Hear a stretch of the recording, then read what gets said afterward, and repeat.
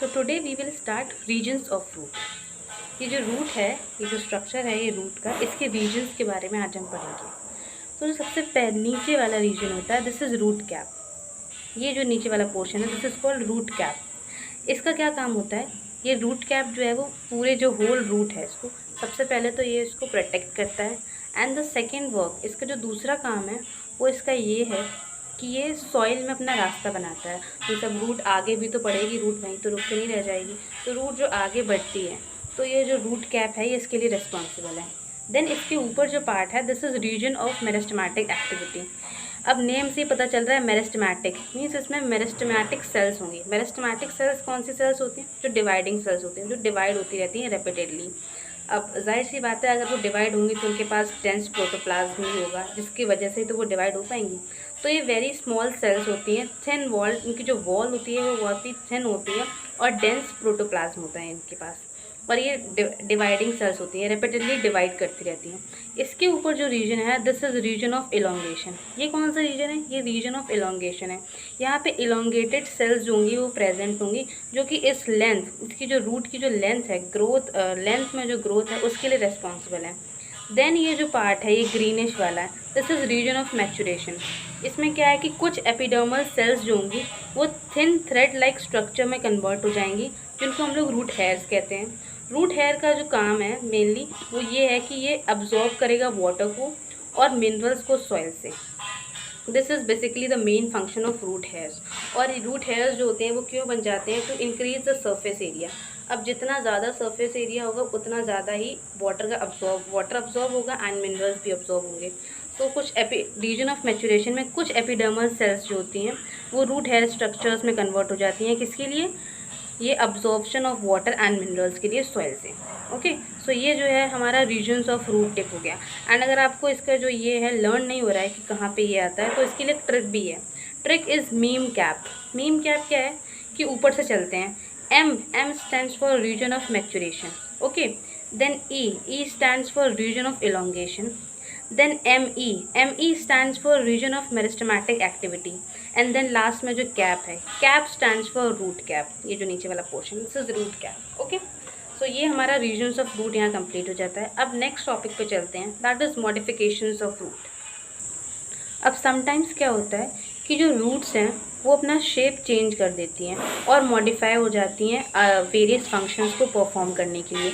और वैसे तो रूट का जो प्राइमरी फंक्शन है वो absorption and conduction of water and minerals है, but other than this function जो वो रूट्स फंक्शन परफॉर्म करेंगी वो मॉडिफाइड होकर रूट्स उन फंक्शंस को परफॉर्म करेंगे। तो मॉडिफिकेशन ऑफ रूट 3 तरीके का होता है, 3 तरीके से रूट्स जो है वो मॉडिफाई हो जाती हैं। फर्स्ट वन कि वो स्टोर करने के लिए मॉडिफाई हो, सेकेंड वन इज़ कि वो सपोर्ट के लिए मॉडिफाई हो, एंड थर्ड वन इज़ वो रेस्पिरेशन के लिए मॉडिफाई हो। तो सबसे पहले हम लोग पढ़ लेते हैं कि स्टोरेज ऑफ फूड के लिए कैसे रूट्स, किन किन प्लांट्स में जो रूट्स हैं वो मॉडिफाई होती हैं। तो स्टोरेज ऑफ फूड का जो बेस्ट एग्जाम्पल है वो है, आपने कैरेट देखा होगा। कैरेट मीन्स गाजर, टर्निप एंड एडवेंटिशियस रूट्स वो रूट्स होती हैं जो कि प्लांट का जो रेडिकल पार्ट होता है उससे ना ग्रो होके दूसरे अदर देन पार्ट से ग्रो, उनको एडवेंटिशियस फ्रूट्स बोलते हैं। और इसका एग्जांपल है स्वीट पोटैटो। ओके, तो carrot, turnip and sweet potato आपने देखा होगा वो फूले फूले होते हैं और उसमें वो जो होता है वो फूड जो भरा होता है वो स्टोर होता है, फूड उसमें स्टोर होता है। एंड ये जो carrot, turnip and sweet potato हैं ये क्या है? ये रूट्स हैं जो कि मॉडिफाई हो गई हैं फूड को स्टोर करने के लिए। नेक्स्ट हमारा है सपोर्ट के लिए। कुछ रूट्स जो होती हैं वो सपोर्ट के लिए भी मॉडिफाई हो जाती हैं। अब कैसे होती हैं? जैसे कि आपने बैनियन ट्री में देखा होगा, बैनियन ट्री में क्या होता है कि ब्रांचेस से कुछ रूट्स निकलने लग जाती हैं। उन रूट्स को प्रॉप रूट्स बोलते हैं, यहाँ पे लिखा हुआ है प्रॉप रूट्स। ये हैंगिंग स्ट्रक्चर्स होते हैं जो ब्रांचेस से निकलते हैं, ठीक है। प्रॉप रूट्स ये बैनियन ट्री के केस में देखा जाता है। एंड ये जो होता है सपोर्ट के लिए, अब आप जानते हैं बैनियन ट्री कितना बड़ा ट्री है, तो उसमें सपोर्ट के लिए कुछ ना कुछ चाहिए होता है। तो सपोर्ट के लिए वो जो रूट्स हैं वो एज अ सपोर्ट के लिए काम करती हैं और मॉडिफाई हो जाती हैं, ठीक है। सेकेंड एग्जाम्पल है सपोर्ट का sugar cane. Sugar cane and maize में क्या होता है कि जस्ट लाइक ये शुगर केन का जो है वो प्लांट है, ये इसकी नोट्स हैं। यहाँ से नीचे वाली नोट से जो होता है वो ऐसे करके यहाँ से ये ऐसे रूट्स निकल जाती हैं, हेयर लाइक स्ट्रक्चर्स निकल जाते हैं ये रूट्स। ये जो होता है इन रूट्स को बोलते हैं स्टिल्ट रूट्स। क्या बोलते हैं इन रूट्स को? स्टिल्ट रूट्स बोलते हैं।